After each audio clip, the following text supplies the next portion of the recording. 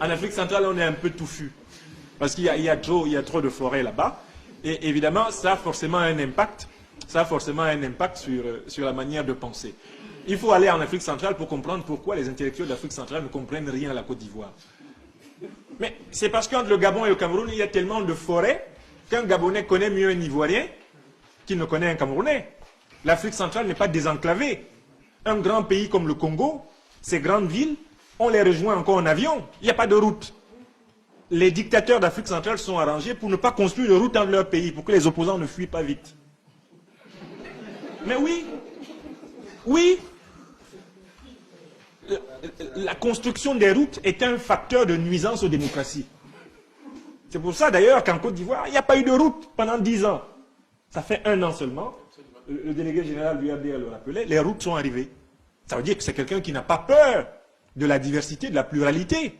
Puisqu'il a été élu, il peut faire des routes. Les dictateurs d'Afrique centrale ne font pas de route parce qu'ils savent que les opposants peuvent en profiter pour s'unir, pour se réunir et les dévisser. Ils ne font pas de route.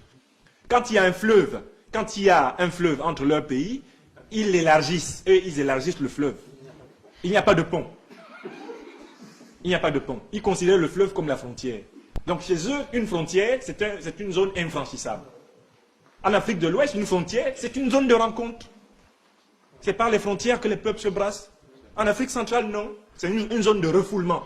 Rentrez chez vous. Hein? Alors donc, ils n'ont rien compris à la Côte d'Ivoire. Et précisément, le fait que ce livre ait été écrit est une estocade portée à leur théorie. Les théories de Mme Beyala, de M. Kellman, de M. Vincent Onana, qui n'ont rien écrit contre les dictateurs de leur propre pays d'origine.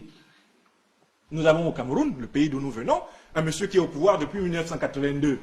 Si vous comptez bien, ça fait quand même 30 ans qu'il est assis. Ce monsieur a confisqué toutes les libertés. Ce monsieur a laminé l'opposition. Il a corrompu une partie, assassiné une partie. Et puis ceux qui n'ont pas pu fuir parce que les routes n'étaient pas là sont restés assis au bar en train de boire des bières parce qu'ils étaient fatigués. Et ces gens-là n'ont comme occasion de s'exprimer que la Côte d'Ivoire. Mais parce que c'est touffu là-bas. C'est touffu.